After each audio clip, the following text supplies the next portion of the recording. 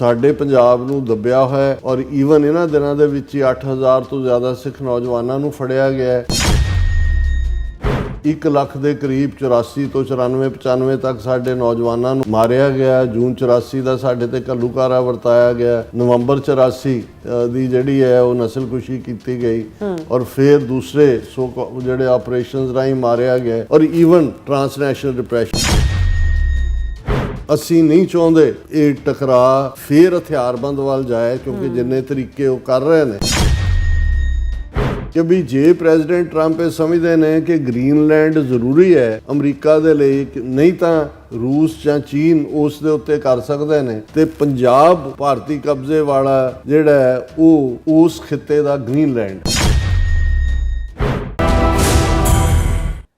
ਵਾਹਿਗੁਰੂ ਜੀ ਕਾ ਖਾਲਸਾ ਵਾਹਿਗੁਰੂ ਜੀ ਕੀ ਫਤਿਹ। ਅਸਲਾਮ ਵਾਲੇਕਮ, ਆਦਾਬ ਔਰ ਮੈਂ ਤੁਹਾਡੀ ਹੋਸਟ ਨੀਲਮ ਕੌਰ ਤੇ ਮੈਂ TV 84 ਸਾਰੇ ਦਰਸ਼ਕਾਂ ਤੇ ਸਰੋਤਿਆਂ ਨੂੰ ਜੀ ਆਇਆਂ ਕਹਿੰਦੀ ਆ ਪ੍ਰੋਗਰਾਮ ਸੱਚੋ ਸੱਚ ਵਿੱਚ, ਜਿਹੜੇ ਇਸ ਪ੍ਰੋਗਰਾਮ ਨਾਲ ਦੇਸ਼ਾਂ ਵਿਦੇਸ਼ਾਂ ਤੋਂ ਜੁੜ ਚੁੱਕੇ ਨੇ।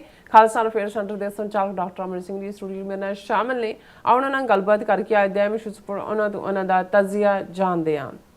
ਜੀ ਡਾਕਟਰ ਸਾਹਿਬ, ਵਾਹਿਗੁਰੂ ਜੀ ਕਾ ਖਾਲਸਾ ਵਾਹਿਗੁਰੂ ਜੀ ਕੀ ਫਤਿਹ। ਹਾਂ ਜੀ ਨੀਲਮ ਕੌਰ ਜੀ, ਤੁਹਾਨੂੰ ਵੀ ਤੇ ਦੁਨੀਆ ਭਰ 'ਚ ਬੈਠੇ ਸਾਡੇ ਬਹੁਤ ਹੀ ਪਿਆਰੇ ਸੋਹਣੇ ਸਿਆਣੇ ਸੁਨੱਖੇ TV 84 ਦੇ ਦਰਸ਼ਕਾਂ ਨੂੰ ਵੀ ਵਾਹਿਗੁਰੂ ਜੀ ਕਾ ਖਾਲਸਾ ਵਾਹਿਗੁਰੂ ਜੀ ਕੀ ਫਤਿਹ। ਸਾਡੇ ਬਹੁਤ ਹੀ ਪਿਆਰੇ ਮੁਸਲਮਾਨ ਭੈਣਾਂ ਭਰਾਵਾਂ ਨੂੰ ਅਸਲਾਮ ਅਲੈਕਮ।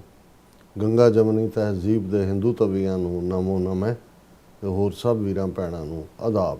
ਜੀ ਡਾਕਟਰ ਸਾਹਿਬ, ਜੀ ਆਇਆਂ ਨੂੰ ਪ੍ਰੋਗਰਾਮ ਸੱਚੋ ਸੱਚ ਵਿੱਚ। ਬਹੁਤ ਸ਼ੁਕਰੀਆ ਜੀ ਡਾਕਟਰ ਸਾਹਿਬ। ਅੱਜ 29 ਜਨਵਰੀ 2026 16 ਮਾਘ ਨਾਨਕਸ਼ਾਹੀ ਸੰਮਤ 557 ਦਾ ਦਿਨ ਹੈ ਤੇ ਡਾਕਟਰ ਸਾਹਿਬ ਪ੍ਰੋਗਰਾਮ ਸ਼ੁਰੂ ਕਰਨ ਤੋਂ ਪਹਿਲਾਂ ਅਸੀਂ ਆਪਣੇ ਦਰਸ਼ਕਾਂ ਤੇ ਸਰੋਤਿਆਂ ਨੂੰ ਹਮੇਸ਼ਾ ਤਰ੍ਹਾਂ ਦੱਸੀਏ ਵਿਊਅਰਸ, ਜੇ ਤੁਸੀਂ ਹੱਕ ਸੱਚ ਇਨਸਾਫ ਤੇ ਪੈਰਾ ਦਿੰਦਾ ਇੱਕੋ ਇੱਕ ਚੈਨਲ TV 84 ਨੂੰ ਦੇਖਣਾ ਚਾਹੁੰਦੇ ਹੋ ਤਾਂ ਤੁਸੀਂ ਦੇਖ ਸਕਦੇ ਹੋ ਸਪੈਕਟਰਮ ਕੇਬਲ, ਆਰਟਨ ਕੇਬਲ, ਬਰਫਨ ਕੈਨੇਡਾ, roku, ਜਾਦੂ ਬਾਕਸ, ਸ਼ਾਵਾ, ਫੇਸਬੁੱਕ, TV 84 ਦੀ ਐਪ ਰਾਹੀਂ online streaming and IP box ਤੇ ਤੁਸੀਂ TV 84 ਨੂੰ ਦੇਖ ਸਕਦੇ ਹੋ। ਵਿਊਅਰਸ, ਜੇ ਤੁਸੀਂ TV 84 ਨਾਲ ਜਾਂ ਪ੍ਰੋਗਰਾਮ ਸੱਚੋ ਸੱਚ ਨਾਲ ਫੇਸਬੁੱਕ ਰਾਹੀਂ ਜੁੜੇ ਹੋ ਤਾਂ ਉਸ ਤੋਂ ਬਾਅਦ ਲਾਈਕ ਕਰੋ ਤੇ ਸ਼ੇਅਰ ਕਰੋ ਅਤੇ ਨਾਲ ਹੀ YouTube ਤੇ ਸਬਸਕ੍ਰਾਈਬ ਵੀ ਕਰੋ। ਇਹ ਵੀ ਦੱਸ ਦਿਓ ਕਿ ਤੁਸੀਂ TV 84 ਦੀ ਐਪ ਨੂੰ ਐਂਡਰੋਇਡ ਐਂਡ ਐਪ ਸਟੋਰ ਤੇ ਡਾਊਨਲੋਡ ਕਰਕੇ ਜੋ TV 84 ਦੀ ਲਾਈਵ ਸਟ੍ਰੀਮ ਹੈ ਇਸ ਨੂੰ ਤੁਸੀਂ 24 ਆਵਰਸ ਦੇਖ ਸਕਦੇ ਹੋ। ਸੋ ਵਿਊਅਰਸ, ਪ੍ਰੋਗਰਾਮ ਦੀ ਸ਼ੁਰੂਆਤ ਕਰਨ ਜਾ ਰਹੇ ਹਾਂ ਅੱਜ ਦੀ ਸਪਾਂਸਰਸ਼ਿਪ ਦੇ ਨਾਲ ਕਿ ਅੱਜ ਦੇ ਪ੍ਰੋਗਰਾਮ ਸੱਚੋ ਸੱਚ ਨੂੰ ਸਪਾਂਸਰ ਕੀਤਾ ਗਿਆ ਅਮਰੀਕਨ ਐਂਡੋਮੈਂਟ ਫਾਊਂਡੇਸ਼ਨ ਵੱਲੋਂ। ਸੋ ਇਹਨਾਂ ਨੇ TV 84 ਦੀ ਵੱਧ ਤੋਂ ਵੱਧ ਸਪੋਰਟ ਕਰਨ ਲਈ ਕਿਹਾ ਔਰ ਖਾਲਸਾ ਦੀ ਪ੍ਰਾਪਤੀ ਦੀ ਜਿਹੜੀ ਹੈ ਅਰਦਾਸ ਕੀਤੀ ਹੈ। ਸੋ ਅੱਜ ਦੀ ਸਪਾਂਸਰਸ਼ਿਪ ਲਈ ਅਸੀਂ ਇਹਨਾਂ ਦਾ ਤਹਿ ਦਿਲ ਤੋਂ ਧੰਨਵਾਦ ਕਰਦੇ ਹਾਂ ਔਰ ਤੁਹਾਨੂੰ ਵੀ ਅਪੀਲ ਤੇ ਬੇਨਤੀ ਕਰਦੇ ਹਾਂ ਕਿ ਤੁਸੀਂ ਪ੍ਰੋਗਰਾਮ ਸੱਚੋ ਸੱਚ ਨੂੰ ਵੱਧ ਤੋਂ ਵੱਧ ਸਪਾਂਸਰ ਕਰੋ। ਸਪਾਂਸਰਸ਼ਿਪ ਲਈ ਤੁਸੀਂ ਸਾਨੂੰ ਕਾਲ ਕਰ ਸਕਦੇ ਹੋ ਸਾਡੇ ਫੋਨ ਨੰਬਰ ਤੇ 5166619194। ਸੇਮ ਨੰਬਰ ਤੇ WhatsApp ਕਰ ਸਕਦੇ ਹੋ। ਤੁਸੀਂ ਸਾਨੂੰ ਈਮੇਲ ਵੀ ਕਰ ਸਕਦੇ ਹੋ info@tv84.tv ਤੇ। ਸੋ ਵਿਊਅਰਸ, ਪਹਿਲੇ ਸੈਗਮੈਂਟ ਵਿੱਚ ਆਪਾਂ ਗੱਲਬਾਤ ਕਰਾਂਗੇ ਕਿ ਟਰੰਪ ਵੱਲੋਂ ਗਜ਼ਾ ਸਮੇਤ ਦੁਨੀਆ ਭਰ ਵਿੱਚ ਅੱਡ ਮਾਰੂ ਝਗੜਿਆਂ ਦੇ ਖਾਤਮੇ ਲਈ ਬੋਰਡ ਆਫ ਪੀਸ ਦਾ ਗਠਨ ਕੀਤਾ ਗਿਆ ਹੈ ਔਰ ਇਸ ਦੀ ਪੱਕੀ ਮੈਂਬਰਸ਼ਿਪ ਲਈ $1 ਬਿਲੀਅਨ ਦੀ ਫੀਸ ਜਿਹੜੀ ਹੈ ਉਹ ਰੱਖੀ ਗਈ ਹੈ।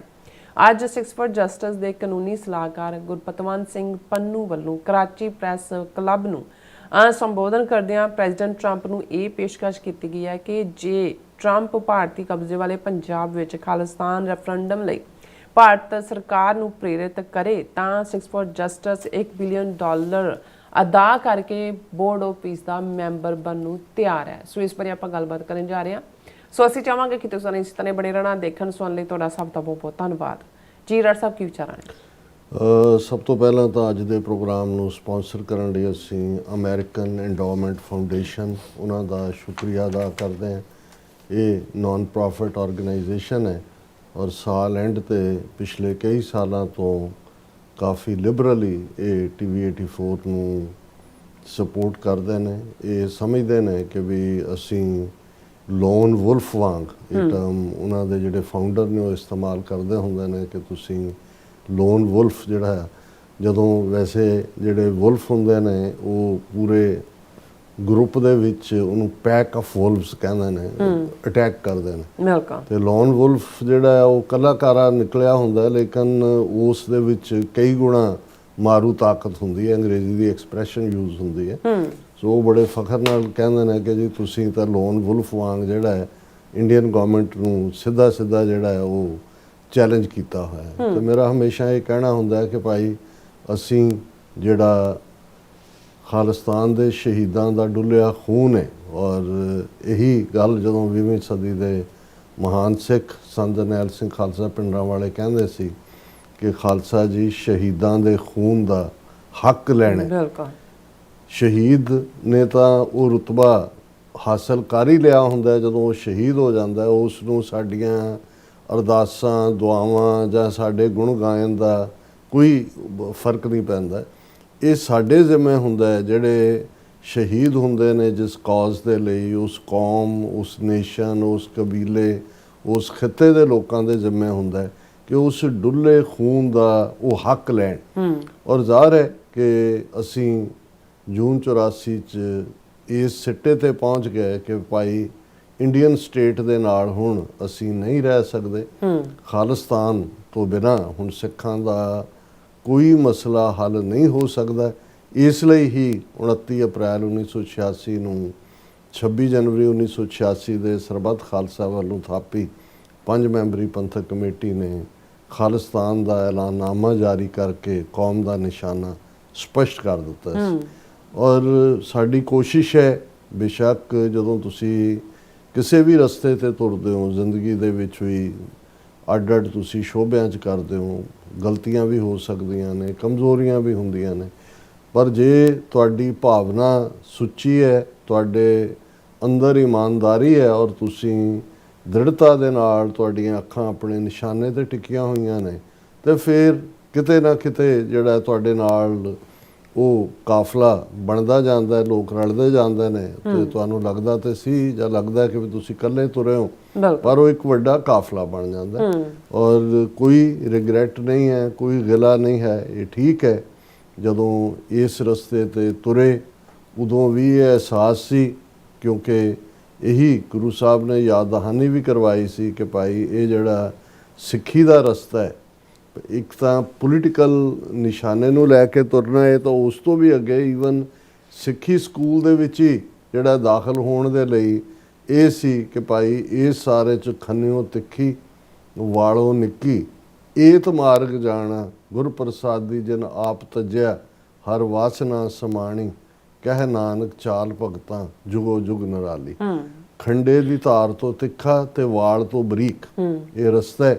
ਔਰ ਜ਼ਾਹਰ ਹੈ ਇਹਨਾਂ 4 ਦਹਾਈਆਂ ਤੋਂ ਜ਼ਿਆਦਾ ਸਮੇਂ ਦੇ ਵਿੱਚ ਬਹੁਤ ਸਾਰੇ ਤੂਫਾਨ, ਟਾਈਫੂਨ, ਸਟਾਰਮਸ, ਕਈ ਕੁਛ ਹੀ ਜਿਹੜਾ ਵਾਵ ਰੋਲੇ ਉਹਨਾਂ 'ਚੋਂ ਗੁਜ਼ਰੇ, ਲੇਕਿਨ ਗੁਰੂ ਨੇ ਰਹਿਮਤ ਕੀਤੀ ਹੈ। ਇਸ ਗੱਲ ਦਾ ਸਾਨੂੰ ਜਿਹੜਾ ਉਹ ਸੈਟਿਸਫੈਕਸ਼ਨ ਵਾਲਾ ਪਾਰਟ ਹੈ ਕਿ ਅੱਜ ਜਦੋਂ ਕਿ ਇਹਨਾਂ 40+ ਸਾਲਾਂ 'ਚ ਤੀਸਰੀ ਜਨਰੇਸ਼ਨ ਸਾਹਮਣੇ ਆ ਗਈ ਔਰ ਜਿਹੜੀ ਪੁਰਾਣੀ ਜਨਰੇਸ਼ਨ ਵੀ ਹੈ, ਬੁੱਢੀ ਜਨਰੇਸ਼ਨ, ਉਸਨੇ ਵੀ ਅੱਜ ਜਿਵੇਂ ਪਿਛਲੇ ਦਿਨਾਂ 'ਚ 26 ਜਨਵਰੀ ਨੂੰ ਅਕਾਲ ਤਖਤ ਸਾਹਿਬ ਤੇ ਹਜ਼ਾਰਾਂ ਦਾ ਇਕੱਠ ਹੋਇਆ ਔਰ ਉਸ ਰਿਜ਼ੋਲਵ ਨੂੰ ਦੁਹਰਾਇਆ ਗਿਆ ਔਰ ਇਹ ਸਾਰੇ ਨੂੰ ਅਸੀਂ ਇੱਕ ਬਹੁਤ ਪੋਜ਼ਿਟਿਵਿਟੀ ਦੇ ਨਾਲ ਦੇਖਦੇ ਹਾਂ। ਔਰ ਇਹੀ ਨਹੀਂ ਕਿ ਅਕਾਲ ਤਖਤ ਤੇ ਇਕੱਠ ਹੋਇਆ, ਅਕਾਲ ਤਖਤ ਤੋਂ ਲੈ ਕੇ ਤੁਸੀਂ ਲੰਡਨ, DC, ਨਿਊਯਾਰਕ, ਦੁਨੀਆ ਦੇ ਦੂਸਰੇ ਕੋਨੇ ਤੱਕ ਦੇਖੋਗੇ ਕਿ ਕਿਵੇਂ ਅੱਜ ਇੱਕ ਖਾਲਿਸਤਾਨ ਦੀ ਮੂਵਮੈਂਟ ਆਪਣੇ ਆਪ ਦੇ ਵਿੱਚ ਇੱਕ ਹਕੀਕਤ ਨਜ਼ਰ ਆਉਂਦੀ ਹੈ। ਔਰ ਇਹ ਸਾਰੀ ਮੂਵਮੈਂਟ 'ਚ ਜਿੱਥੇ ਅਸੀਂ ਦੇਖਦੇ ਹਾਂ ਕਿ ਬਾਹਰਲੇ ਮੁਲਕਾਂ 'ਚ, ਕਿਉਂਕਿ ਪੰਜਾਬ ਦੇ ਵਿੱਚ ਤਾਂ ਜਦੋਂ ਕੁਝ ਸਿੰਬੋਲਿਕ ਹੀ ਨਜ਼ਰ ਆ ਜਾਂਦਾ ਹੈ ਤੇ ਸਾਨੂੰ ਹੌਸਲਾ ਹੁੰਦਾ ਹੈ ਕਿ ਭਾਈ, ਔਰ ਇਹ ਜਿਹੜੇ 26 ਜਨਵਰੀ ਨੂੰ ਇਕੱਠੇ ਹੋਏ ਇਹ ਖਾਲਿਸਤਾਨ ਦੇ ਨਿਸ਼ਾਨੇ ਨੂੰ ਸਮਰਪਿਤ ਧਿਰਾਂ ਨੇ ਤੇ ਜਿਹੜੇ ਸਿੱਖ ਵੀ ਆਏ ਉਹਨਾਂ ਨੂੰ ਕੋਈ ਭੁਲੇਖਾ ਨਹੀਂ ਹੈ ਕਿ ਭਾਵੇਂ ਉਹਨਾਂ 'ਚ ਇੰਡੀਅਨ ਸਿਸਟਮ 'ਚ ਰਹਿ ਕੇ ਵੋਟਾਂ ਲੜਨ ਵਾਲੇ ਵੀ ਨੇ ਕਿ ਭਾਈ ਅਲਟੀਮੇਟਲੀ ਖਾਲਿਸਤਾਨ ਤੋਂ ਬਿਨਾਂ ਸਾਡਾ ਜਿਹੜਾ ਕੋਈ ਹੱਲ ਨਹੀਂ ਹੈ। ਸੋ ਇਸ ਦੇ ਨਾਲ ਜਦੋਂ ਹੋਰ ਬਾਹਰ ਆਵਾਜ਼ ਡਾਇਸਪੋਰਾ ਕਿਵੇਂ ਖਾਲਿਸਤਾਨ ਦੇ ਨਾਲ ਕਮਿਟਡ ਹੈ ਜਾਂ ਖਾਲਿਸਤਾਨ ਦੇ ਲਈ ਵਚਨਬੱਧ ਹੈ, ਦ੍ਰਿੜ ਹੈ, ਇਸ ਦਾ ਸਬੂਤ ਸਿੱਖਸ ਫਾਰ ਜਸਟਿਸ ਨੇ ਜਿਹੜਾ ਖਾਲਿਸਤਾਨ ਰੈਫਰੈਂਡਮ ਕੈਂਪੇਨ ਪਿਛਲੇ ਕੁਝ ਸਾਲਾਂ ਤੋਂ ਲਗਾਤਾਰਤਾ ਨਾਲ 5 ਆਈਜ਼ ਕੰਟਰੀਜ਼ ਦੇ ਵਿੱਚ ਪ੍ਰਮੁੱਖ ਤੌਰ ਤੇ ਜਿਹੜਾ ਇੱਕ ਰਾਊਂਡ ਹੋ ਚੱਲਿਆ ਔਰ ਉਸ ਦਾ ਜਿਹੜਾ ਕੰਟੀਨਿਊਟੀ ਹੈ ਔਰ ਇੱਕ ਅੰਦਾਜ਼ੇ ਮੁਤਾਬਕ ਜਿਵੇਂ Sikhs for justice the press release ਤੋਂ ਜ਼ਾਹਰ ਹੁੰਦਾ ਹੈ ਕਿ 2 ਮਿਲੀਅਨ ਤੋਂ ਜ਼ਿਆਦਾ ਸਿੱਖਾਂ ਨੇ ਖਾਲਿਸਤਾਨ ਦੇ ਹੱਕ ਦੇ ਵਿੱਚ ਵੋਟ ਪਾਈ ਹੈ। ਔਰ ਬੇਸ਼ੱਕ ਇਹ ਨਾਨ ਬਾਈਂਡਿੰਗ ਹੈ ਔਰ ਹੁੰਦਾ ਤਾਂ ਇਹੀ ਹੈ ਕਿ ਵੀ ਜਦੋਂ ਅਸੀਂ ਨਵੇਂ ਨੇਸ਼ਨ ਬਣਾਉਣ ਦੀ ਗੱਲ ਵੱਲ ਦੇਖਦੇ ਹਾਂ। ਜਦੋਂ ਯੂਨਾਈਟਿਡ ਨੇਸ਼ਨਸ 1948 ਦੇ ਵਿੱਚ ਡੈਕਲੇਰੇਸ਼ਨ ਉਹਨਾਂ ਨੇ charter of human rights San Francisco ਤੋਂ ਜਾਰੀ ਕੀਤਾ, ਮੁੱਢਲੇ ਮੈਂਬਰ ਔਰ ਯੂਨਾਈਟਿਡ ਨੇਸ਼ਨਸ ਨੂੰ ਬਣਾਉਣ 'ਚ ਵੀ ਪ੍ਰਮੁੱਖ ਰੋਲ ਤੇ ਅਮਰੀਕਾ ਨੇ ਹੀ ਅਦਾ ਕੀਤਾ ਔਰ ਅੱਜ ਤੱਕ ਵੀ ਯੂਨਾਈਟਿਡ ਨੇਸ਼ਨਸ ਦੇ ਫੰਡਸ ਨੂੰ ਜਿਹੜਾ ਹੈ ਉਹਦਾ ਵੱਡਾ ਹਿੱਸਾ ਅਮਰੀਕਾ ਵੱਲੋਂ ਹੀ ਆਉਂਦਾ ਹੈ। ਹੁਣ ਪ੍ਰੈਜ਼ੀਡੈਂਟ ਟਰੰਪ ਦੇ ਪੀਰੀਅਡ 'ਚ 36 ਦੇ ਕਰੀਬ ਜਿਹੜੀਆਂ ਆਰਗੇਨਾਈਜੇਸ਼ਨਸ ਇੰਟਰਨੈਸ਼ਨਲ ਲੈਵਲ ਦੀਆਂ, ਜਿਹਨਾਂ 'ਚੋਂ ਬਹੁਤੀਆਂ ਯੂਨਾਈਟਿਡ ਨੇਸ਼ਨਸ ਨਾਲ ਸੰਬੰਧਿਤ ਸੀ, ਉਹ ਭਾਵੇਂ ਵਰਲਡ ਹੈਲਥ ਹੋਏ ਜਾਂ ਦੂਸਰੇ ਉਹਨਾਂ ਦੇ ਫੂਡ ਔਰ ਵੈਕਸੀਨੇਸ਼ਨ ਪ੍ਰੋਗਰਾਮ ਔਰ ਦੂਸਰੇ ਤੀਸਰੇ ਹੋਣ, ਉਹਦੀ ਫੰਡਿੰਗ ਖਤਮ ਕੀਤੀ ਹੈ। ਔਰ ਇਹਦੇ 'ਚ ਵੀ ਕੋਈ ਸ਼ੱਕ ਨਹੀਂ ਕਿ 50 ਮੁਲਕਾਂ ਦੇ ਨਾਲ ਸ਼ੁਰੂ ਹੋਈ ਯੂਨਾਈਟਿਡ ਨੇਸ਼ਨਸ ਅੱਜ ਜਦੋਂ ਅਸੀਂ ਕਾਊਂਟ ਕਰਦੇ ਹਾਂ ਤਾਂ 193 ਮੁਲਕ ਨੇ ਔਰ ਇਹਨਾਂ ਲਗਭਗ 77-78 ਸਾਲ ਦੇ ਵਿੱਚ ਹੀ ਇਹ ਹੋਂਦ ਦੇ ਵਿੱਚ ਆਏ। ਔਰ ਇਸ ਦੇ ਵਿੱਚ ਕਿਉਂਕਿ ਯੂਨਾਈਟਿਡ ਨੇਸ਼ਨਸ ਦੀ ਜਨਰਲ ਅਸੈਂਬਲੀ ਤੇ ਉਸ ਦੇ ਨਾਲ ਜੁੜੀ ਹੋਈ UN ਸਿਕਿਉਰਿਟੀ ਕੌਂਸਲ ਔਰ ਜਿਹੜਾ UN ਚਾਰਟਰ ਤੋਂ ਬਾਅਦ UN ਚਾਰਟਰ ਤਾਂ ਮੁੱਢਲੇ ਤੌਰ ਦੇ ਉੱਤੇ ਜਿਹੜਾ ਉਹ ਬਰਾਬਰੀ ਦੀ ਔਰ ਬਾਕੀ ਹੱਕਾਂ ਦੀ ਜਿਹੜੀ ਹੈ ਉਹ ਵਜ਼ਾਹਤ ਕਰਦਾ ਸੀ। ਲੇਕਿਨ ਜਦੋਂ ਜਨੀਵਾ ਪ੍ਰੋਟੋਕੋਲ ਸਾਹਮਣੇ ਆਏ 1960ਵਿਆਂ ਦੇ ਵਿੱਚ ਔਰ ਦੂਸਰੇ, ਉਹਨਾਂ ਨੇ ਫਿਰ specifically right of self determination, ਸਵੈ ਨਿਰਣੇ ਦਾ ਹੱਕ ਕਿ ਲੋਕ ਡਿਸਾਈਡ ਕਰਨਗੇ, ਕਿਉਂਕਿ ਜਦੋਂ ਸੈਕੰਡ ਵਰਲਡ ਵਾਰ ਖਤਮ ਹੁੰਦਾ ਹੈ ਔਰ ਉਸ ਵੇਲੇ ਵੀ ਜਿਹੜਾ ਪ੍ਰੈਜ਼ੀਡੈਂਟ ਰੂਜ਼ਾਵੈਲਟ ਜਾਂ ਉਸ ਤੋਂ ਬਾਅਦ ਪ੍ਰੈਜ਼ੀਡੈਂਟ ਟਰੂਮੈਨ ਦਾ ਇੱਕ ਵੱਡਾ ਰੋਲ ਸੀ, ਕਿਉਂਕਿ ਇਨਸਾਨੀਅਤ ਦਾ ਵੱਡਾ ਹਿੱਸਾ ਤਾਂ ਕੋਲੋਨਾਈਜ਼ ਕੀਤਾ ਹੋਇਆ ਸੀ ਔਰ ਕੋਲੋਨਾਈਜ਼ ਕਰਨ ਵਾਲੇ ਇਹ ਸਾਰੇ ਯੂਰਪੀਅਨ ਮੁਲਕ ਸੀ ਅੱਜ ਜਿਹੜੇ ਚੀਕਾਂ ਮਾਰ ਰਹੇ ਨੇ।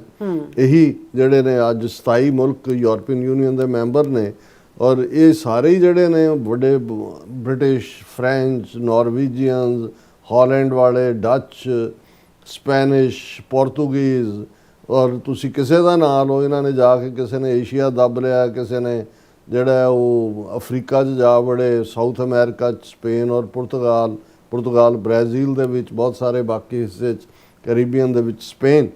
ਔਰ ਸੈਕੰਡ ਵਰਲਡ ਵਾਰ 'ਚ ਕਿਉਂਕਿ ਯੂਰਪ ਤਾਂ ਇੰਨਾ ਘਬਰਾਇਆ ਹੋਇਆ ਸੀ ਜਿਸ ਲੈਵਲ ਦੇ ਉੱਤੇ ਹਿਟਲਰ ਦੀਆਂ ਪ੍ਰਾਪਤੀਆਂ ਸੀ ਜਾਂ ਦੂਸਰੀਆਂ ਸੀ, ਇਹ ਤਾਂ ਅਮਰੀਕਾ ਦੇ ਡਿਸਾਈਡਿੰਗ ਫੈਕਟਰ ਨੇ ਜਿਹੜਾ ਉਹ ਸਾਰੇ ਤਬਦੀਲੀ ਨੂੰ ਕੀਤਾ ਔਰ ਇਹਦੇ 'ਚ ਕੋਈ ਸ਼ੱਕ ਨਹੀਂ ਹੈ। ਹਾਲਾਂ ਪ੍ਰੈਜ਼ੀਡੈਂਟ ਟਰੰਪ ਦੀ ਜਿਹੜੀ ਡੈਵੋਸ ਸਵਿਟਜ਼ਰਲੈਂਡ ਦੇ ਵਿੱਚ ਤਕਰੀਰ ਹੈ, ਉਹਦਾ ਕ੍ਰਿਟਿਸਿਜ਼ਮ ਵੀ ਹੋਇਆ, ਕੈਨੇਡੀਅਨ ਪ੍ਰਾਈਮ ਮਿਨਿਸਟਰ ਨੇ ਵੀ ਕੀਤਾ।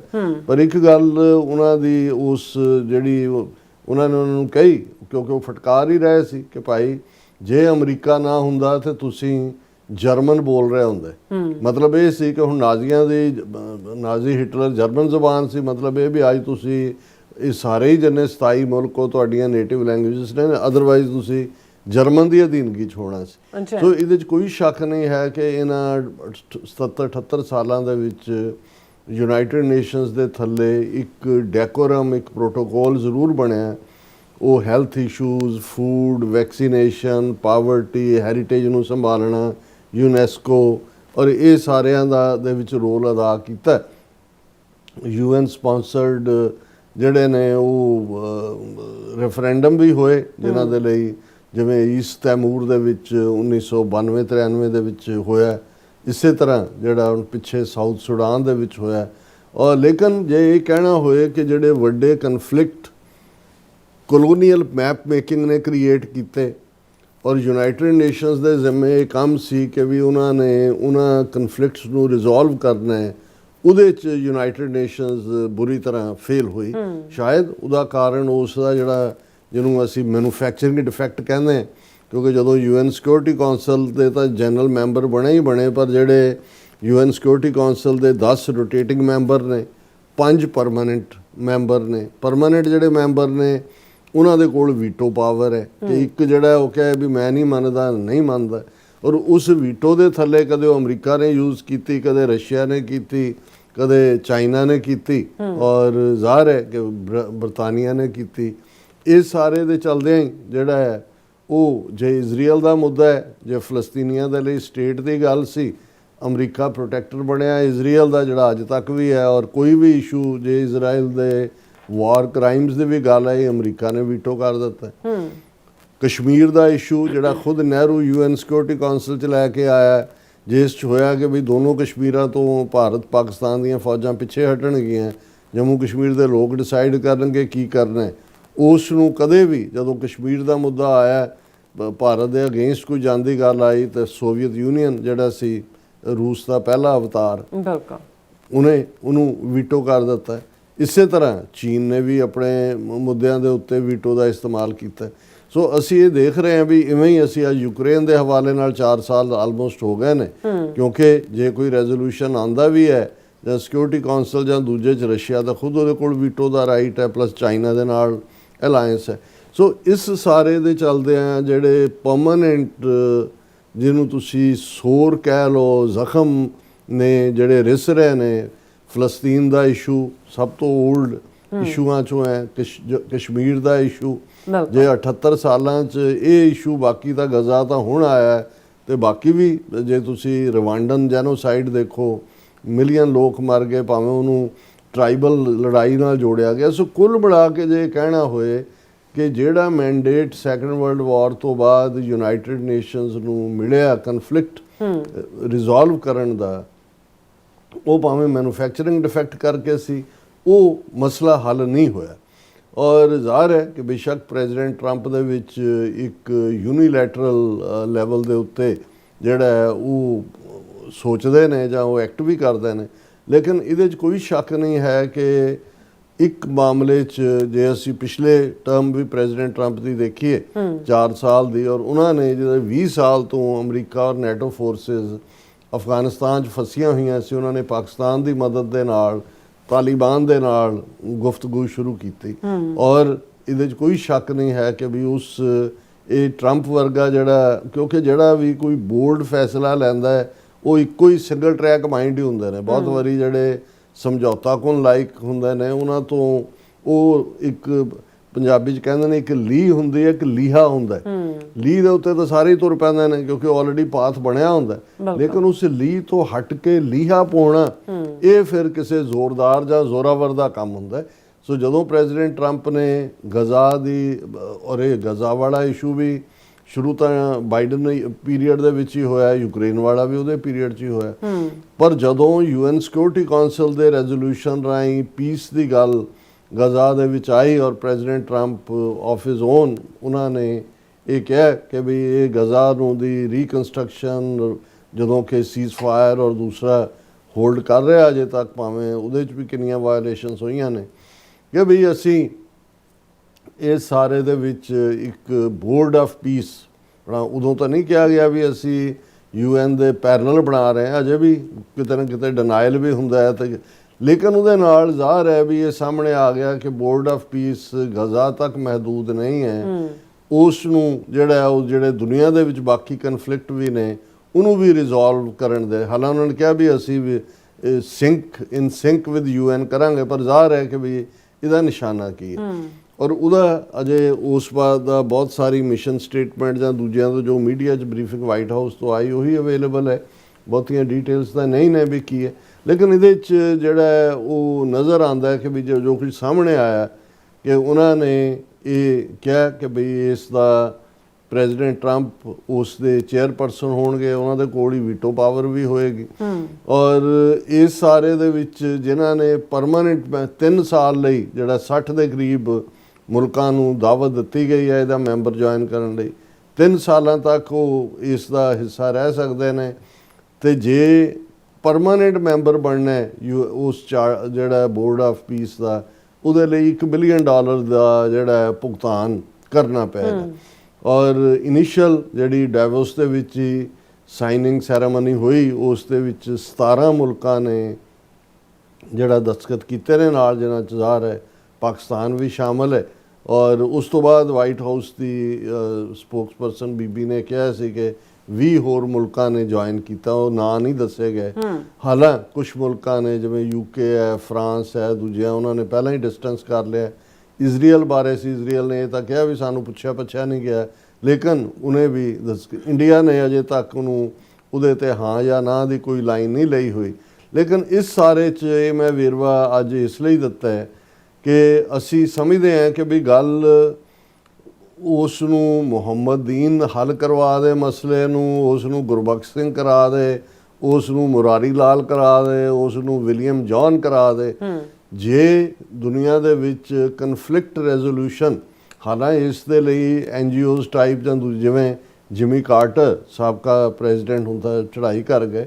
ਮੈਂ ਐਟਲਾਂਟਾ, ਮੈਨੂੰ ਮੌਕਾ ਵੀ ਬਣਿਆ, ਲੰਬਾ ਚੌੜਾ ਉਹਨਾਂ ਦਾ ਉੱਥੇ ਇੱਕ ਪੂਰਾ ਏਰੀਆ ਉਹਨਾਂ ਦੇ ਕੋਲ, ਉਹਨਾਂ ਦਾ ਆਫਿਸ, ਜਿਹਨੂੰ ਕਨਫਲਿਕਟ ਰੈਜ਼ੋਲੂਸ਼ਨ ਦਾ ਉਹਨਾਂ ਨੇ ਜਿਹੜਾ ਕਾਫੀ ਕੰਮ ਕੀਤਾ। ਉਹਦੇ ਜੋ ਅਫਰੀਕਨ ਮੁਲਕਾਂ ਦੇ ਵਿੱਚ ਵੀ, ਦੂਜੇ 'ਚ ਵੀ ਉਹਨਾਂ ਨੂੰ ਦੋ ਜਿਹੜੀਆਂ ਲੜਾਕੂ ਧਿਰਾਂ ਨੇ ਆਪਸ ਦੇ ਵਿੱਚ ਉਹਨਾਂ ਨੂੰ ਨੈਗੋਸ਼ੀਏਸ਼ਨ ਟੇਬਲ ਤੇ ਲਿਆਉਣਾ। ਸੋ ਉਹਨਾਂ ਦੀ ਉਹਦਾ ਨਾਂ ਹੀ ਇੰਸਟੀਚਿਊਟ ਫਾਰ ਕਨਫਲਿਕਟ ਰੈਜ਼ੋਲੂਸ਼ਨ ਹੈ। ਸੋ ਅਸੀਂ ਬਿਨਾਂ ਇਸ ਗੱਲ ਦੇ 'ਚ ਗਏ, ਹਾਲਾਂ ਅਸੀਂ ਚਾਹੁੰਦੇ ਹਾਂ ਵੀ ਯੂਨਾਈਟਿਡ ਨੇਸ਼ਨਸ ਨੂੰ ਮੇਨਟੇਨ ਰੱਖਿਆ ਜਾਣਾ ਚਾਹੀਦਾ ਹੈ, ਉਸ ਦੇ ਵਿੱਚ ਸੁਧਾਰ ਵੀ ਹੋ ਸਕਦੇ ਨੇ।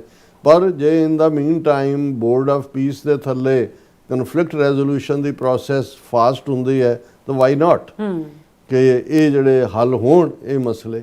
ਔਰ ਉਹਦੇ 'ਚ ਜਿਹੜਾ ਦਿਲਚਸਪ ਪਾਰਟ ਇਹ ਹੈ ਕਿ ਵੀ ਜਿਵੇਂ ਅਸੀਂ ਨੌਨ ਬਾਈਂਡਿੰਗ ਖਾਲਿਸਤਾਨ ਰੈਫਰੈਂਡਮ ਦੀ ਗੱਲ ਕੀਤੀ, ਮਕਸਦ ਤਾਂ ਅਲਟੀਮੇਟਲੀ ਇਹੀ ਹੈ ਕਿ ਵੀ ਨੌਨ ਬਾਈਂਡਿੰਗ ਦੇ ਥੱਲੇ ਜਦੋਂ ਸਿੱਖ ਕੌਮ ਦੀ ਵਿਲ ਜਿਹੜੀ ਹੈ ਉਹ ਐਕਸਪ੍ਰੈਸ ਹੋ ਰਹੀ ਹੈ ਇਹਦੇ ਰਾਹੀਂ ਕਿ ਵੀ ਅਲਟੀਮੇਟਲੀ ਇੱਕ ਸਟੇਜ ਤੇ ਯੂਨਾਈਟਿਡ ਨੇਸ਼ਨਸ ਨੂੰ ਸੀਰੀਅਸਨੈਸ ਆਫ ਦਾ ਇਸ਼ੂ ਸਮਝ ਆਏਗੀ ਤੇ ਯੂਨਾਈਟਿਡ ਨੇਸ਼ਨਸ ਵੀ ਅਲਟੀਮੇਟਲੀ ਵੀਟੋ ਵਿਲਡਿੰਗ ਮੈਂਬਰ ਨੇ ਬੈਠੇ ਹੋਏ। ਉਹਦੇ 'ਚ ਕੋਈ ਰਸ਼ੀਆ ਨੇ ਜਿਹੜਾ ਕਿ ਇੰਡੀਆ ਜਿਹਦਾ ਪ੍ਰੋਕਸੀ ਹੈ, ਉਹਨਾਂ ਨੇ ਤਾਂ ਸਾਡੇ ਨਾਲ ਨਹੀਂ ਖਲੋਣਾ ਹੈ। ਚਾਈਨਾ ਬਾਰੇ ਅਸੀਂ ਸਮਝ ਸਕਦੇ ਹਾਂ ਭਵਿੱਖ ਦੇ ਵਿੱਚ ਸਾਡਾ ਗੁਆਂਢੀ ਜਿਹੜੇ ਹੋਣ ਦੇ ਨਾਤੇ। ਔਰ ਇਸੇ ਤਰ੍ਹਾਂ ਜੇ ਅਸੀਂ ਫਰਾਂਸ, UK, ਇਹ ਤਾਂ ਵਪਾਰੀ ਲੋਕ ਨੇ, ਇਹਨਾਂ ਦਾ ਲੈ ਦੇ ਕੇ ਅਗੇਨ ਅਮਰੀਕਾ ਦੇ ਉੱਤੇ ਜਿਹੜੀ ਆ ਗੱਲ ਆ ਕੇ ਰੁਕੇਗੀ, ਕਿਉਂਕਿ ਪਹਿਲਾਂ ਵੀ ਰੂਜ਼ਵੈਲਟ ਔਰ ਟਰੂਮੈਨ ਦੀ ਬਦੌਲਤ ਹੀ ਬਹੁਤ ਸਾਰੇ ਜਿਹੜੇ ਮੁਲਕ ਅੱਜ ਆਪਣੇ ਆਪ ਨੂੰ ਆਜ਼ਾਦ ਕਹਿੰਦੇ ਨੇ, ਇਹ ਉਸ ਪੀਰੀਅਡ 'ਚ ਹੀ ਸੀ ਕਿ ਵੀ ਤੁਸੀਂ ਡੀਕੋਲੋਨਾਈਜ਼ ਕਰੋਗੇ ਸਾਰੇ ਨੂੰ ਔਰ ਨਿਕਲੋਗੇ। ਹੁਣ ਜਿਹੜੀ ਅੱਜ ਦੀ, ਔਰ ਮੈਨੂੰ ਲੱਗਦਾ ਕਿ ਵੀ ਇਹ ਇੱਕ ਬੜਾ ਸਮਾਰਟ ਮੂਵ ਵੀ ਹੈ, ਟਾਈਮਲੀ ਵੀ ਹੈ ਔਰ ਲੌਜੀਕਲ ਵੀ ਹੈ। ਅੱਜ ਗੁਰਪਤਵੰਤ ਸਿੰਘ ਪੰਨੂ ਹੋਰਾਂ ਨੇ ਕਰਾਚੀ ਪ੍ਰੈਸ ਕਲੱਬ ਨੂੰ ਜਿਹੜਾ ਹੈ ਉਹ ਐਡਰੈਸ ਕੀਤਾ ਔਰ ਉਸ ਐਡਰੈਸ ਦੇ ਵਿੱਚ ਉਹਨਾਂ ਨੇ ਸਿੱਖਾਂ ਦੇ ਕੇਸ ਨੂੰ ਬਹੁਤ ਚੰਗੇ ਢੰਗ ਨਾਲ ਜਿਹੜਾ ਹੈ ਉਹ ਪ੍ਰੈਜ਼ੈਂਟ ਕੀਤਾ। ਉਹਨਾਂ ਨੇ ਇਹ ਕਿਹਾ ਕਿ ਭਾਈ ਅਸੀਂ ਜਿਹੜਾ ਸਿੱਖ ਇੱਕ ਨੇਸ਼ਨ ਹੈ, ਸਾਡੇ ਪੰਜਾਬ ਨੂੰ ਦੱਬਿਆ ਹੋਇਆ ਔਰ ਈਵਨ ਇਹਨਾਂ ਦਿਨਾਂ ਦੇ ਵਿੱਚ 8000 ਤੋਂ ਜ਼ਿਆਦਾ ਸਿੱਖ ਨੌਜਵਾਨਾਂ ਨੂੰ ਫੜਿਆ ਗਿਆ। 1 ਲੱਖ ਦੇ ਕਰੀਬ 84 ਤੋਂ 94 95 ਤੱਕ ਸਾਡੇ ਨੌਜਵਾਨਾਂ ਨੂੰ ਔਰ ਦੂਸਰੇ ਮਾਰਿਆ ਗਿਆ। ਜੂਨ 84 ਦਾ ਸਾਡੇ ਤੇ ਘੱਲੂਘਾਰਾ ਵਰਤਾਇਆ ਗਿਆ। ਨਵੰਬਰ 84 ਦੀ ਜਿਹੜੀ ਹੈ ਉਹ ਨਸਲਕੁਸ਼ੀ ਕੀਤੀ ਗਈ ਔਰ ਫਿਰ ਦੂਸਰੇ ਜਿਹੜੇ ਆਪਰੇਸ਼ਨਸ ਰਾਹੀਂ ਮਾਰਿਆ ਗਿਆ ਔਰ ਈਵਨ ਟਰਾਂਸਨੈਸ਼ਨਲ ਡਿਪਰੈਸ਼ਨ, ਹਾਲਾਂਕਿ ਉਹਦਾ ਕੋਈ ਬਹੁਤਾ ਵੇਰਵਾ ਨਹੀਂ ਦਿੱਤਾ ਗਿਆ। ਸੋ ਇਸ ਸਾਰੇ ਦੇ ਕੰਟੈਕਸਟ ਦੇ ਵਿੱਚ ਇਹ ਕਿਹਾ ਗਿਆ ਵੀ ਅਸੀਂ ਨਹੀਂ ਚਾਹੁੰਦੇ ਕਿ ਭਾਈ ਇਹ ਟਕਰਾਅ ਫਿਰ ਹਥਿਆਰਬੰਦ ਵੱਲ ਜਾਏ, ਕਿਉਂਕਿ ਜਿੰਨੇ ਤਰੀਕੇ ਉਹ ਕਰ ਰਹੇ ਨੇ।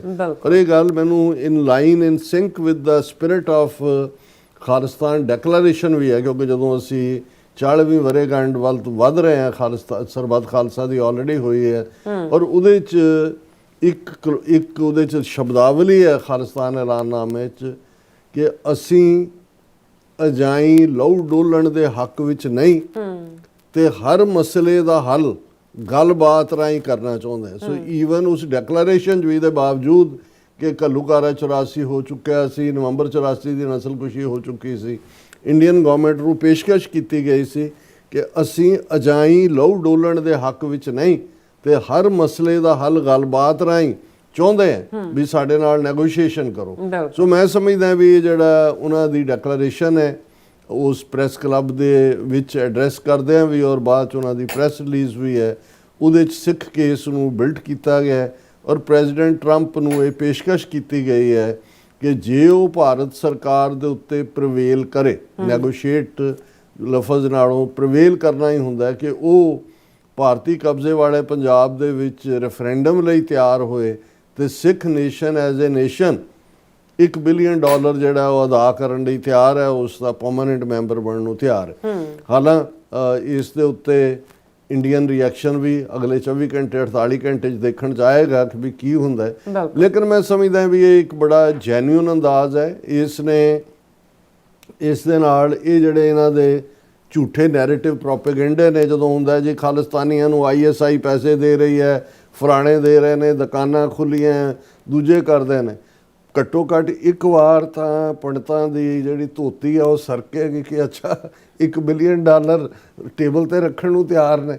ਸੈਕੰਡ, ਮੈਂ ਸਮਝਦਾ ਵੀ ਇਹ ਇੰਟੈਂਟ ਵੀ, ਔਰ ਇਹਦੇ 'ਚ ਜਿਹੜਾ ਜਿਸ ਅੰਦਾਜ਼ ਦੇ ਵਿੱਚ ਇਹ ਸਾਰੀ ਪ੍ਰੈਜੈਂਟੇਸ਼ਨ ਹੈ ਕਿ ਵੀ ਜਿਵੇਂ ਇਹ ਵੀ ਕਿਹਾ ਗਿਆ ਵੀ ਜਿਵੇਂ ਗ੍ਰੀਨਲੈਂਡ, ਹੁਣ ਇਹ ਉਹ ਨੁਕਤੇ ਨੇ ਜਿਹੜੇ ਪ੍ਰੈਜ਼ੀਡੈਂਟ ਟਰੰਪ ਜਾਂ ਅਮਰੀਕਨ ਨੀਤੀ ਕਾੜਿਆਂ ਦੇ ਠੀਕ ਥਾਂ ਦੇ ਉੱਤੇ ਉਹਨੂੰ ਟੱਚ ਕਰਦੇ ਨੇ ਕਿ ਵੀ ਜੇ ਪ੍ਰੈਜ਼ੀਡੈਂਟ ਟਰੰਪ ਇਹ ਸਮਝਦੇ ਨੇ ਕਿ ਗ੍ਰੀਨਲੈਂਡ ਜ਼ਰੂਰੀ ਹੈ ਅਮਰੀਕਾ ਦੇ ਲਈ, ਨਹੀਂ ਤਾਂ ਰੂਸ ਜਾਂ ਚੀਨ ਉਸ ਦੇ ਉੱਤੇ ਕਰ ਸਕਦੇ ਨੇ, ਤੇ ਪੰਜਾਬ ਭਾਰਤੀ ਕਬਜ਼ੇ ਵਾਲਾ ਜਿਹੜਾ ਹੈ ਉਹ ਉਸ ਖਿੱਤੇ ਦਾ ਗ੍ਰੀਨਲੈਂਡ ਹੈ। ਔਰ ਇਹਦੇ 'ਚ ਕੋਈ ਸ਼ੱਕ ਨਹੀਂ ਹੈ ਕਿ ਇਹ ਗੱਲ ਜੇ ਅੱਜ ਅਸੀਂ ਕਨਫਲਿਕਟ ਜ਼ੋਨਸ ਦੀ ਜੇ ਗੱਲ ਕਰੀਏ ਤੇ ਜਿਹੜੀ ਪਾਕਿਸਤਾਨ ਦੇ ਨਾਲ ਵੀ, ਬੇਸ਼ੱਕ ਪਾਕਿਸਤਾਨ ਦੇ ਨਾਲ ਜਿਹੜਾ ਇਹ ਭਾਰਤ ਪਾਕਿਸਤਾਨ ਇਸ਼ੂ, ਜੰਮੂ ਕਸ਼ਮੀਰ ਦਾ ਇਸ਼ੂ ਪ੍ਰਮੁੱਖ ਹੈ, ਪਰ ਜੇ ਪ੍ਰੈਜ਼ੀਡੈਂਟ ਟਰੰਪ ਨੈਗੋਸ਼ੀਏਸ਼ਨ ਵੱਲ ਜਾਂ ਇਸ ਵੱਲ ਭਾਰਤ ਦੀ ਬਾਂਹ ਮਰੋੜਦੇ ਨੇ, ਜ਼ਾਹਰ ਹੈ ਭਾਰਤੀ ਕਬਜ਼ੇ ਵਾਲੇ ਪੰਜਾਬ ਦੇ ਨਾਲ ਜੰਮੂ ਕਸ਼ਮੀਰ ਦਾ ਕੇਸ ਦਾ ਆਲਰੇਡੀ UN ਸਿਕਿਉਰਿਟੀ ਕਾਉਂਸਲ ਚੋਂ ਹੀ ਉਹਨੂੰ ਪਿਕ ਕਰਕੇ ਇੱਧਰ ਬੋਰਡ ਆਫ ਪੀਸ ਦੇ ਵਿੱਚ ਲਿਆਉਣਾ ਹੈ। ਪਰ ਸਿੱਖ ਕੇਸ ਜਿਹੜਾ ਹੈ ਉਸ ਦੀ ਵੀ ਜਿਹੜੀ ਇਹ ਰੈਲੇਵੈਂਸ ਹੈ ਕਿਉਂਕਿ ਅਸੀਂ ਉਸ ਖਿੱਤੇ ਦੇ ਵਿੱਚ 1849 ਤੱਕ ਇੱਕ ਸੋਵਰਨ ਐਂਟੀਟੀ ਸੀ। ਜਦੋਂ ਅੰਗਰੇਜ਼ਾਂ ਨੇ ਟ੍ਰਾਂਸਫਰ ਆਫ ਪਾਵਰ ਦੇ ਲਈ ਰਾਊਂਡ ਟੇਬਲ ਕਾਨਫਰੰਸਿਸ ਦਾ ਸਿਲਸਿਲਾ ਸ਼ੁਰੂ ਕੀਤਾ, ਨੈਗੋਸ਼ੀਏਸ਼ਨ ਸ਼ੁਰੂ ਕੀਤੀ, ਤੇ ਸਿੱਖ ਤੀਸਰੀ ਧਿਰ ਸੀ ਉਹਦੇ 'ਚ। ਔਰ ਸਿੱਖਾਂ ਨੇ ਇਸ ਸ਼ਰਤ ਦੇ ਉੱਤੇ ਇੰਡੀਅਨ ਯੂਨੀਅਨ ਜੁਆਇਨ ਕੀਤੀ ਕਿ ਕੋਈ ਸੰਵਿਧਾਨ ਭਾਰਤ 'ਚ ਐਸਾ ਨਹੀਂ ਬਣੇਗਾ ਜਿਹੜਾ ਸਿੱਖਾਂ ਨੂੰ ਕਬੂਲ ਨਾ ਹੋਏ। ਜੋ ਕੁਛ ਇਹਨਾਂ ਨੇ ਕੀਤਾ, ਜ਼ਾਹਰ ਹੈ ਸਿੱਖ ਨੁਮਾਇੰਦੇ 2 ਅਕਾਲੀ ਦਲ ਦੇ ਜਿਨ੍ਹਾਂ ਨੇ ਦਸਤਖਤ ਨਹੀਂ ਕੀਤੇ। ਪਿਛਲੇ ਦਿਨਾਂ 'ਚ ਜਦੋਂ ਅਸੀਂ ਇਹ ਗੱਲ ਕੀਤੀ ਤਾਂ ਇੱਕ ਥੱਲੇ ਇੱਕ ਨੇ ਕਾਮੈਂਟ ਲੰਬਾ ਚੌੜਾ ਲਿਖਿਆ ਕਿ ਜੀ ਤੁਸੀਂ ਗੁੰਮਰਾਹ ਕਰ ਰਹੇ ਹੋ, ਇਹਨਾਂ ਸਿੱਖ ਨੁਮਾਇੰਦਿਆਂ ਨੇ ਦਸਤਖਤ ਕੀਤੇ ਸੀ, ਉਹਨਾਂ ਨੇ ਕੀਤੇ ਸੀ। ਕੋਈ ਅਸੀਂ ਜਦੋਂ ਇਹ ਕਹਿੰਦੇ ਹਾਂ ਕਿ ਪੰਥਕ ਨੁਮਾਇੰਦਿਆਂ ਨੇ, ਉਹਨਾਂ ਦੇ ਵਿੱਚ ਕਾਂਗਰਸ ਦੇ ਨੁਮਾਇੰਦੇ ਵੀ ਸੀ, ਪਗੜੀ ਧਾਰੇ, ਉਹਨਾਂ ਨੇ ਕਰਤੇ ਹੋਣਗੇ, ਉਹ ਤਾਂ ਪਹਿਲਾਂ ਹੀ ਜਿਹੜੇ ਨੇ।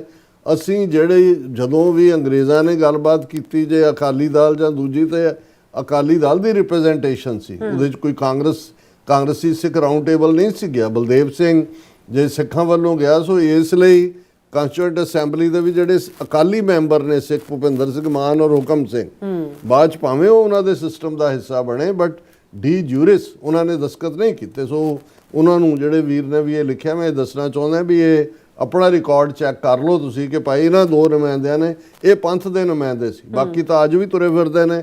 ਮਨਜਿੰਦਰ ਸਿਰਸਾ ਸਿੱਖਾਂ ਨੂੰ ਦੀ ਨੁਮਾਇੰਦਗੀ ਕਰੇਗਾ ਕਿ ਉਹਨਾਂ ਦੇ ਬਾਕੀ ਟੁਚੇ ਕਰਨਗੇ ਇਸ ਕਿਸਮ ਦੇ। ਸੋ ਇਸ ਸਾਰੇ ਦੇ ਚਲਦਿਆਂ ਬਿਲਕੁਲ ਇਹਦੇ 'ਚ ਕੋਈ ਸ਼ੱਕ ਨਹੀਂ ਹੈ ਕਿ ਖਾਲਿਸਤਾਨ ਜਿਹੜਾ ਸਾਡਾ ਕੇਸ, ਅਸੀਂ ਡੀ ਫੈਕਟੋ ਕੈਪਚਰ ਹੋ ਗਏ, ਡੀ ਜੂਰਸ ਅਸੀਂ ਹਿੱਸਾ ਨਹੀਂ ਹੈ। ਅਸੀਂ ਜਿਹੜਾ ਸਾਡਾ ਇੱਕ ਵੱਡਾ ਰੋਲ ਹੈ, ਅਸੀਂ ਉਸ ਖਿੱਤੇ ਦੇ ਵਿੱਚ ਇੰਟਰਨੈਸ਼ਨਲ ਬਾਉਂਡਰੀ ਲਾਈਨ ਤੇ ਬੈਠੇ ਹਾਂ। ਭਾਰਤ, ਪਾਕਿਸਤਾਨ, ਚੀਨ ਇੱਕ ਪਾਸੇ, ਇਹ ਤਿੰਨੋਂ ਹੀ ਭਾਰਤ ਤੇ ਪਾਕਿਸਤਾਨ ਇਨ ਕਨਫਲਿਕਟ ਨੇ। ਲੇਟੈਸਟ ਅਸੀਂ ਮਈ 'ਚ 7, 8, 9, 10 ਮਈ ਨੂੰ ਦੇਖਿਆ ਟਕਰਾਅ ਦੀ ਗੱਲ।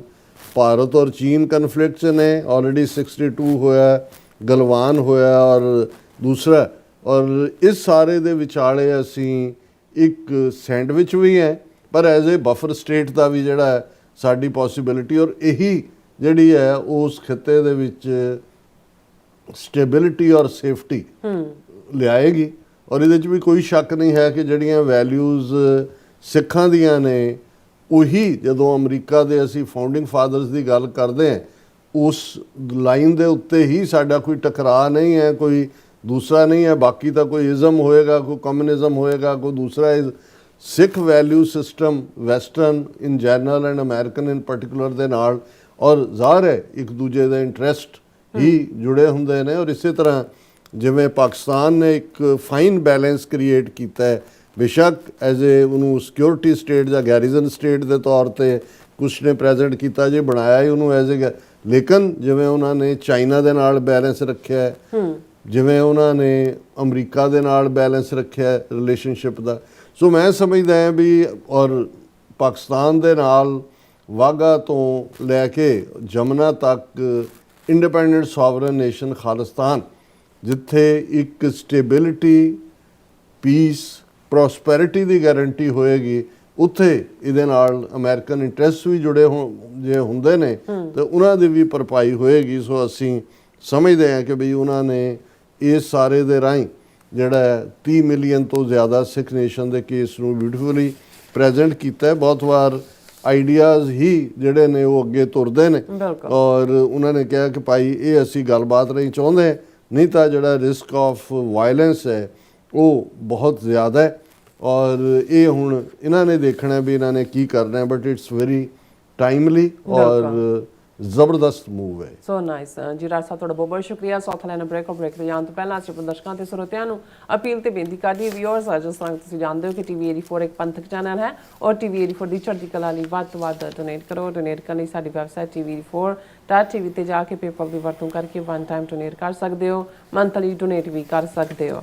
ਤੁਸੀਂ ਟੀਵੀ 84 ਦੇ ਨਾਮ ਤੇ ਚੈੱਕ ਬਣਾ ਕੇ ਸਾਨੂੰ ਮੇਲ ਵੀ ਕਰ ਸਕਦੇ ਹੋ ਸਾਡੇ ਇਸ ਪਤੇ ਤੇ 36-01 Avenue, Long Island City, New York 11101 USA, ਜਾਂ ਫਿਰ ਤੁਸੀਂ ਸਾਨੂੰ ਫੋਨ ਰਾਹੀਂ ਵੀ ਸੰਪਰਕ ਕਰ ਸਕਦੇ ਹੋ 5166191984। ਤੁਸੀਂ ਸਾਨੂੰ ਈਮੇਲ ਵੀ ਕਰ ਸਕਦੇ ਹੋ info@tv84.tv ਤੇ। ਅਸੀਂ ਤੁਹਾਡੇ ਤਹਿ ਦਿਲ ਤੋਂ ਸ਼ੁਕਰਗੁਜ਼ਾਰ ਹੋਵਾਂਗੇ। ਸੋ ਥੱਲੇ ਨੇ ਬ੍ਰੇਕ ਵਿਊਅਰਸ, ਤੁਸੀਂ ਇਸੇ ਤਰ੍ਹਾਂ ਬਣੇ ਰਹਿਣਾ। ਮਿਲਦੇ ਹਾਂ ਆਫਟਰ ਦਿਸ ਸ਼ਾਰਟ ਬ੍ਰੇਕ।